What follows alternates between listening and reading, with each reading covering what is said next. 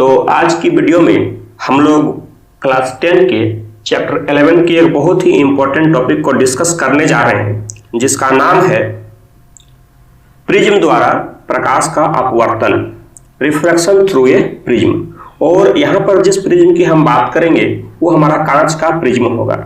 सबसे पहले मैं बात करता हूँ ये प्रिज्म होता क्या है, किस तरह से हम इस प्रिज्म को ड्रॉ करते हैं और कुछ important terms related to prism. तो चलिए हम सबसे पहले प्रिज्म को देखते हैं। देखिए हमारे स्क्रीन पर आप देख सकते हैं एक प्रिज्म का चित्र बना हुआ है।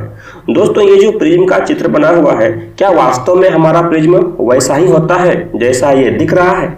बिल्कुल नहीं। जो अभी आपको स्क्रीन पर दिखाई दे रहा है, अभी जो आपको स्क्रीन पर चित्र दिखाई दे रहा है, यह एक 2 डायमेंशनल शेप है, द्विविमीय आकृति है। 2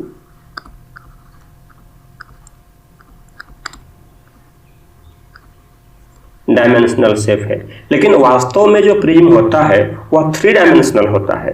तो वो कैसा होता है? देखिए आप हमारे स्क्रीन पर देख सकते हैं, यहाँ पर एक प्रिज्म है।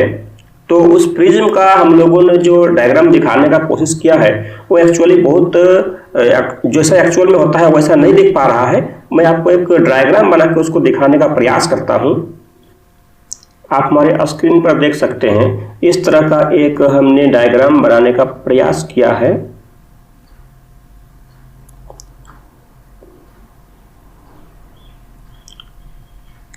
लगभग इस तरह का प्रिज्म होता है। इस प्रिज्म में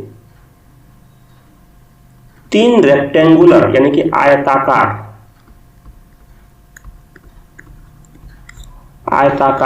सतह होते हैं और 2 त्रिभुजाकार सतह होते हैं, ट्रायंगुलर। जैसा कि आप हमारे स्क्रीन पर देख सकते हैं, ये जो एक साइड है यह त्रिभुजाकार है और उसके जो अपोजिट साइड होगा यह त्रिभुजाकार है। उसके बाद जैसे कि आप सामने में यहाँ पर आप देख सकते हैं, ये आयताकार है, यह भी आयताकार है और इसके जो बैक साइड में है एक, वह भी एक आयताकार है। अब मैं जरा अपने इस चित्र में दिखाता हूं। यहाँ भी देखिए जो हमारे स्क्रीन पर आप देख पा रहे हैं, यह एक त्रिभुजाकार है, यह त्रिभुजाकार है, ट्रायंगुलर है।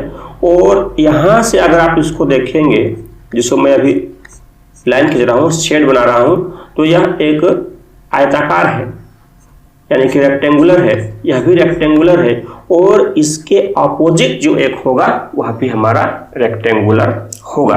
तो इसमें 3 रेक्टेंगुलर शेप होते हैं और 2 ट्रायंगुलर शेप होते हैं। अब देखिए जिस साइड से हम प्रिज्म को रखते हैं, तो कोई ना कोई एक साइड टेबल पर या सरफेस पर रखेंगे तो उसके संपर्क में रहेगा, उसके कांटेक्ट में रहेगा, उसको हम लोग कहते हैं बेस, यानी हम उसको कहते हैं आधार। और आधार के जस्ट अपोजिट जो यहाँ एंगल बनता है, जनरली हम उसे ए से दिखाते हैं और ए को हम लोग बोलते हैं angle of prism, angle of prism, या हम इसको हिंदी में बोलते हैं प्रिज्म कोण, प्रिज्म कोण। अब देखिए हम लोगों को क्लास 10 का जो सिलेबस है उसमें जिस प्रिज्म की हम बात करेंगे उसमें हम लोग इस एंगल ए को 60 डिग्री लेंगे। एंगल ए क्या लेंगे? 60 डिग्री लेंगे। क्यों लेंगे? क्योंकि हम लोगों को जो अभी प्रिज्म पढ़ना है उसमें हम लोग वैसा प्रिज्म लेंगे जिसका तीनों एंगल इक्वल होगा। लेकिन ऐसा ही प्रिज्म होगा यह जरूरी नहीं है। प्रिज्म बहुत टाइप के होते हैं, हम लोग ऊंचे क्लास में उसके डिफरेंट टाइप्स के बारे में बात करेंगे। अभी हम लोग को सिर्फ इतना ही समझना है कि जिस सरफेस पर इसको रखा जाता है, जो साइड इसको सरफेस से टच करता है उसे हम लोग बेस कहते हैं और बेस के जस्ट सामने जो एंगल बनता है उसे हम लोग एंगल ऑफ प्रिज्म कहते हैं, उसको ए से दिखाते हैं। और क्लास 10 में हम लोग को ए इक्वल टू 60 डिग्री होगा। तो इस तरह से हम लोगों ने समझा कि एक प्रिज्म होता क्या है। तो प्रिज्म एक्चुअली एक 3 डायमेंशनल ट्रांसपेरेंट शेप है जो प्लास्टिक या कांच का बना हो सकता है। इसमें 3 रेक्टेंगुलर सरफेस होते हैं और 2 ट्रायंगुलर सरफेस होते हैं। तो इस तरह से हम लोगों ने प्रिज्म को देखा, समझा। चलिए हम लोग अब देखते हैं प्रिज्म से रिफ्रैक्शन किस प्रकार से होता है। अब देखिए हमारे स्क्रीन पर आप एक प्रिज्म देख सकते हैं। चलिए मैं इसका नेमिंग करता हूं ए बी सी। अब लाइट रे की जब मैं बात करूंगा तो LIGHT लाइट रे। देखिए हम अगर सनलाइट की बात करते हैं, सनलाइट की बात करते हैं तो उसमें बहुत सारे कलर का कंपोनेंट होता है। रेड है, ब्लू है, ग्रीन है, इंडिगो है, वायलेट है, बहुत सारा कलर है। तो बहुत सारे यानी कि इन 7 कलर्स को जब मिलाते हैं तो हमको सनलाइट मिलता है जो कि व्हाइट दिखता है। तो अभी हम लोग यहाँ पर एक ऐसे लाइट पर चर्चा करेंगे जो मोनोक्रोमेटिक हो, अर्थात एक वर्णी हो, मतलब उसमें सारे कलर्स नहीं हो, सिर्फ एक ही कलर का हो। क्यों एक ही कलर का हम लोग ले रहे हैं, इसका आंसर आपको थोड़ी देर के बाद मिलेगा। तो चलिए हम लोग देखते हैं कि कहीं से एक मोनोक्रोमेटिक लाइट रे, एक वर्णी प्रकाश इस प्रिज्म के इस यानी कि AB सरफेस पर आकर के टकराती है। जैसा कि आप स्क्रीन पर देख पा रहे हैं, यहाँ पर एक लाइट रे आई और इस पॉइंट पर आकर के यह टकरा गई। अब देखिए बाहर में जो मीडियम है वह एयर है और इस प्रिज्म के अंदर का जो मीडियम है वह ग्लास है यानी कांच है। बाहर हवा है और ग्लास यानी कि यहाँ पर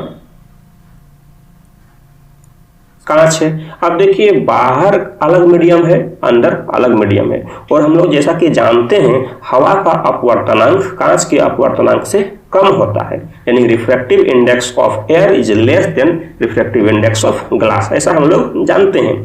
तो इसका मतलब ये हुआ कि हवा जो यहाँ हुआ यह विरल माध्यम हो गया, रेयरर मीडियम हो गया, और कांच जो यहाँ पर है यह हमारा हो गया सघन माध्यम हो गया, यानी कि डेंसर मीडियम हो गया। अब देखिए अगर यहाँ अलग अलग मीडियम नहीं होता तो जैसे लाइट आई थी वैसे ही लाइट सीधे निकल जाती, लेकिन यहाँ पर अलग अलग मीडियम है, इसका मतलब यहाँ पर लाइट विरल माध्यम से सघन माध्यम में जा रही है। तो हम लोग क्या जानते हैं, हम लोग जानते हैं अपवर्तन से कि अगर प्रकाश किरण विरल माध्यम से सघन माध्यम में जाती है, यानी कि रेयर मीडियम से डेंसर मीडियम में जाती है, तो वह नॉर्मल की तरफ बेंड कर जाती है, अभिलंब की तरफ झुक जाती है। तो चलिए हम लोग एक अभिलंब इसमें ड्रॉ करते हैं और इस अभिलंब का हम लोग नेमिंग करते हैं N1 M1 NM हम लोगों ने इसका नाम दिया। अब देखिए ये तो नॉर्मल हम लोगों ने खींच दिया। अब देखिए आपको नॉर्मल टेढ़ा दिख रहा होगा, बट नॉर्मल टेढ़ा नहीं है। नॉर्मल का मतलब होता है सरफेस के परपेंडिकुलर। तो हमारा इस वक्त जो सरफेस है वह AB है, A से लेकर के B तक जो हमारा है वो सरफेस है, और वहां पर अगर आप यहाँ देखें तो ये हमारा 90 डिग्री का एंगल बना रहा है। अब देखिए लाइट रे को ऐसे जाना चाहिए कब, अगर मीडियम नहीं चेंज होता तब। तो यहाँ पर मीडियम चेंज हो रहा है, इसका मतलब लाइट जो है वह नॉर्मल की तरफ बेंड कर जाएगी और इस तरह से वह इसके बेस की ओर यानी कि आधार की ओर मुड़ जाएगी। आप हमारे स्क्रीन पर देख पा रहे हैं ये लाइट रे इधर मुड़ गई। आप देखिए फिर ये लाइट रे प्रिज्म से बाहर हवा में जाएगी, तो प्रिज्म तो डेंसर मीडियम है और बाहर हवा है जो कि रेयर मीडियम है। तो जब लाइट रे डेंसर से रेयर की तरफ जाएगी तो फिर वह नॉर्मल से दूर हट जाएगी। तो अगर यहाँ पर मीडियम नहीं होता तो लाइट रे सीधे निकल जाती, लेकिन यहाँ पर मीडियम है, इसका मतलब हुआ कि वह नॉर्मल की तरफ बेंड करेगी। तो चलिए हम लोग एक नॉर्मल ड्रॉ करते हैं। देखिए हमारा एक नॉर्मल ड्रॉ हो गया। अब क्या हुआ, ये जो लाइट रे है वह नॉर्मल से दूर हट जाएगी। तो नॉर्मल तो हमारा कहाँ पर है, यहाँ पर है, और लाइट रे का ये जो पाथ है अब यहाँ से दूर हो जाएगी, मतलब ये थोड़ा सा बेंड करके नीचे की तरफ चली जाएगी। देखते हैं इस तरह से। तो ये जो लाइट रे नीचे की तरफ चली गई। हम लोगों ने यहाँ देखा एक लाइट रे जो आ रही थी, इसको हम लोग कहते हैं इंसिडेंट लाइट रे या आपतित किरण। इंसिडेंट लाइट रे या हम लोग इसको कहते हैं आपतित किरण। हैंड राइटिंग पर नहीं जाइएगा, जो बात है वो देखिए, आपतित किरण। चलिए हम इसका नेमिंग करते हैं। क्या नाम देते हैं इसका, PQ। अब देखिए Q से यहां पर एक लाइट रे आई है, यहां पर चलिए मैं इसका नाम देता हूं R। तो QR जो है यह अपवर्तित किरण है। QR क्या है, देखिए मैं इसको नीचे लिख रहा हूं, जगह नहीं है। QR यह क्या है, अपवर्तित किरण है, अपवर्तित किरण है, रिफ्लेक्टेड रे है, रिफ्रैक्टेड रे। उसके बाद एक लाइट रे है जो बाहर की तरफ चली गई है, चलिए मैं इसका नाम दूंगा आर एस। तो आर एस ये बाहर की तरफ चली गई है, इसको हम लोग कहते हैं निर्गत किरण, इमर्जेंट रे। निर्गत किरण, या हम इसी को हम बोल सकते हैं इमर्जेंट रे। तो इस तरह से हम लोगों ने 3 लाइट रे को देखा, इंसिडेंट लाइट रे, रिफ्रैक्टेड लाइट रे और इमर्जेंट लाइट रे। आपतित किरण, अपवर्तित किरण और निर्गत किरण। जो निकल गई उसे निर्गत किरण, जो आ रही थी उसे आपतित किरण, और जो बीच में जो बैंड हुई उसको हम लोग कहते हैं अपवर्तित किरण। चलिए हम लोग थोड़ा सा और इसमें सीखते हैं। जैसा कि आप डायग्राम पर देख पा रहे हैं, ये लाइट रे आ रही थी P Q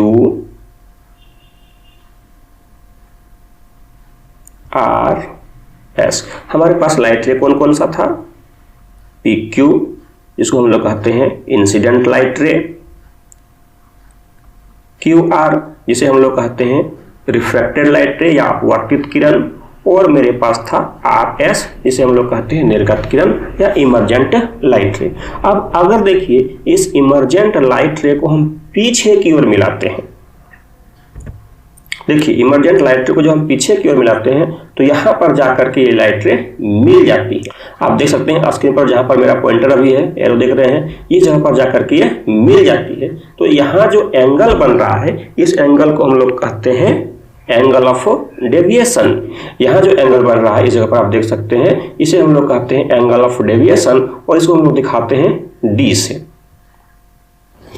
तो अब मैं इस लाइट को थोड़ा सा आगे बढ़ाता हूँ, पी क्यू आर एस है। चलिए मैं यहाँ पर नाम देता हूँ, इसका क्या नाम देता हूँ, के।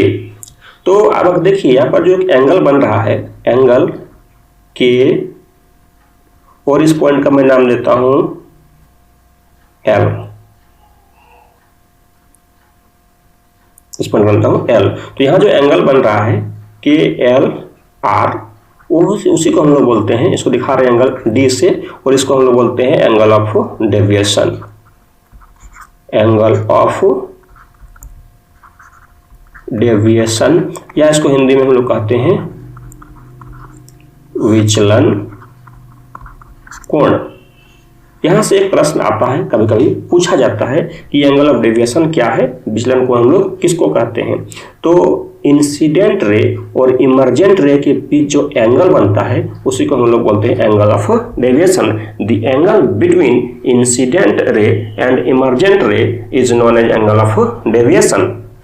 आपतित किरण और निर्गत किरण के बीच जो कोण बनता है उसी कोण को हम लोग विचलन कोण कहते हैं, और उसे हम लोग डी से दिखाते हैं। कभी कभी इसे स्मॉल डी से भी दिखाते हैं, और कभी कभी इसे एक सिंबल इस तरह से डेल्टा, इससे भी हम लोग दिखाते हैं।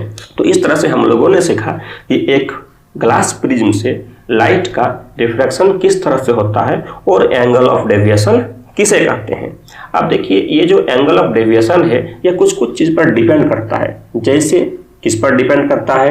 यह डिपेंड करता है एंगल ऑफ इंसिडेंस पर, यह डिपेंड करता है refractive index of the prism पर, यानी कि प्रिज्म का जो रिफ्रैक्टिव इंडेक्स है, अपवर्तनांक है, उस पर डिपेंड करता है, और एंगल ऑफ डेविएशन जो है आपतन कोण पर डिपेंड करता है। अब देखिए यहाँ पर आपतन कोण किसे कहते हैं? तो जैसा कि हम लोग सभी जानते हैं अपवर्तन के नियम से कि आपतित किरण और अभिलंब के बीच जो कोण बनता है उसको हम लोग कहते हैं आपतन कोण। यहाँ पर देखिए ये आपतित किरण था पी क्यू, ये अभिलंब था, यहाँ जो एंगल बन रहा है इसको हम लोग कहते हैं आपतन कोण, इसको हम लोग दिखाते हैं आई से। तो ये जो एंगल ऑफ डेविएशन है यह डिपेंड करेगा आई पर और डिपेंड करेगा रिफ्रैक्टिव इंडेक्स पर, जिसे हम लोग एन से या म्यू से दिखाते हैं। अब ये ठीक है, तो चलिए हम लोग अब चलते हैं कि एक ग्लास प्रिज्म से अगर हम लोग व्हाइट लाइट को ले जाकर के इंसिडेंट कराएंगे तब क्या होगा।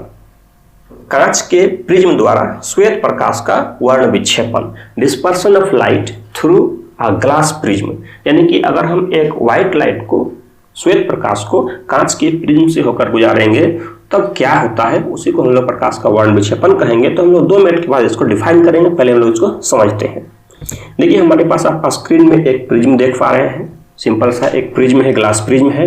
अभी मैं नेमिंग नहीं कर रहा हूं, हमको नेमिंग का आवश्यकता इसमें नहीं है। तो अब क्या होता है कि आप सपोज करिए एक लाइट रे, व्हाइट लाइट रे, देखिए श्वेत प्रकाश किरण, व्हाइट लाइट रे, श्वेत प्रकाश किरण, व्हाइट लाइट रे इस पर आ रही है, इंसिडेंट हो रही है।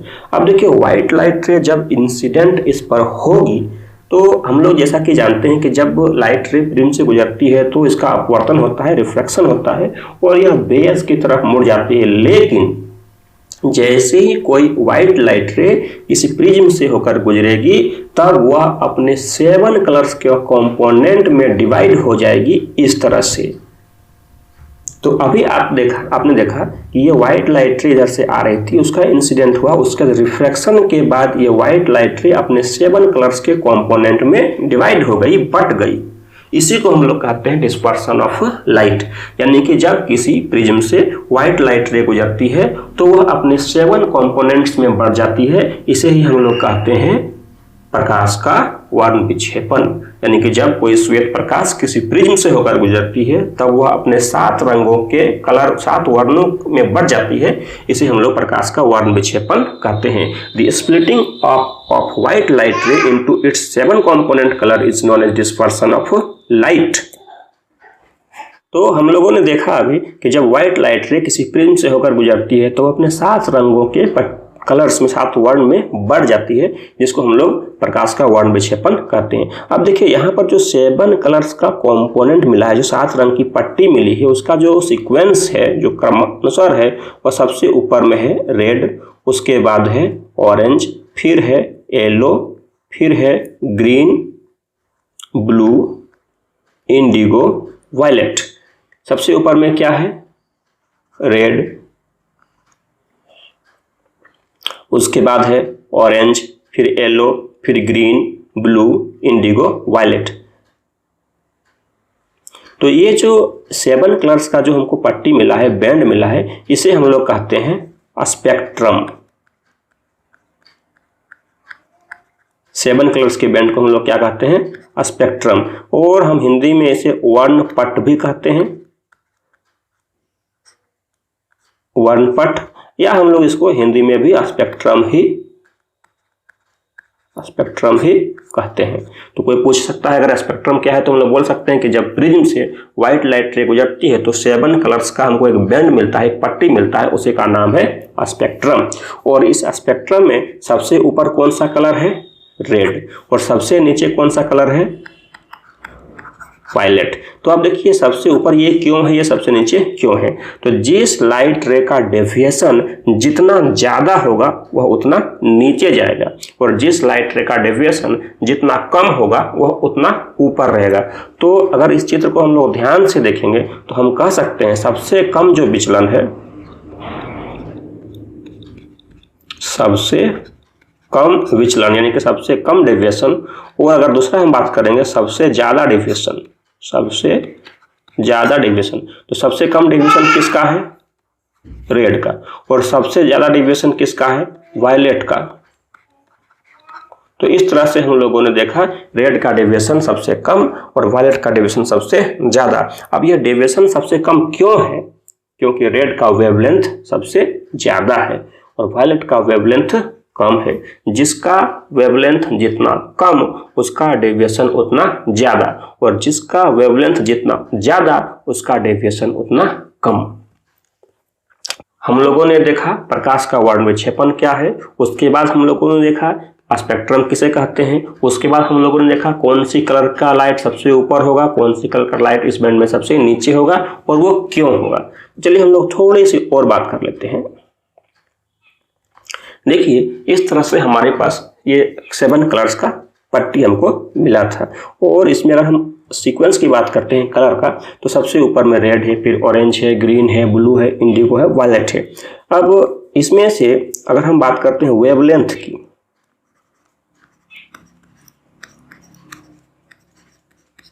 वेवलेंथ जिसे हम लोग हिंदी में कहते हैं तरंगदैर्घ्य और इसको रिप्रेजेंट करते हैं लैम्डा से। इसके बारे में क्लास 9 में आप लोगों ने पढ़ा होगा। तो इसमें क्या है, वेवलेंथ तरंगदैर्घ्य लैम्डा, ये होता क्या है, थोड़ा सा मैं इसको डिस्कस करता हूँ। जैसे जब कोई वेव प्रोपेगेट होती है, चलती है, जैसे मान लीजिए कि मैं एक वेव का इस तरह से फॉर्मेशन कर रहा हूँ, तो इसको हम लोग शीर्ष बोलते हैं, इसको हम लोग गर्त बोलते हैं, क्रेस्ट और ट्रफ बोलते हैं। तो इन दोनों के बीच जो डिस्टेंस होता है उसको हम लोग कहते हैं वेवलेंथ, या फिर यहाँ से लेकर के यहाँ तक ये जो डिस्टेंस है इसको हम लोग कहते हैं वेवलेंथ। तो रेड का वेवलेंथ जो होता है वो सबसे ज़्यादा होता है। इसका मतलब ये हुआ कि अगर मैं डायग्राम ड्रॉ करता हूँ तो देखिए बहुत दूर इसका वेवलेंथ हो गया, लेकिन वायलेट का अगर हम बात करते हैं तो ये छोटा वेवलेंथ का रेडिएशन है। तो यहाँ पर क्या है, रेड का वेवलेंथ सबसे ज़्यादा है और वायलेट का वेवलेंथ सबसे कम है। इन सारी चीज़ों पर बहुत सारा हमारा जो नेचुरल इवेंट होता है, जो प्राकृतिक चीज़ है, उसको भी हम लोग डिस्कस करेंगे अगले वीडियो में। जैसे कि हम लोग का स्काई ब्लू क्यों दिखता है, जैसे हम लोग बात करते हैं सनसेट और सनराइज के टाइम सन जो है वो रेडिश क्यों दिखता है, दोपहर के टाइम सन जो है येलो टाइप का या वाइट टाइप का क्यों दिखता है, समुद्र का गहरा रंग क्यों होता है, ये सारे बहुत सारा ऐसा प्रश्न है जिसको हम लोग डिस्कस करेंगे अगले वीडियो में। आज की वीडियो में इतना ही। तो ये वीडियो कैसी लगी हमें अपना कमेंट जरूर दें। वीडियो में क्या अच्छा लगा वह भी बताएं, और अगर इससे संबंधित कोई प्रश्न हो तो कमेंट बॉक्स में जरूर लिखें। धन्यवाद।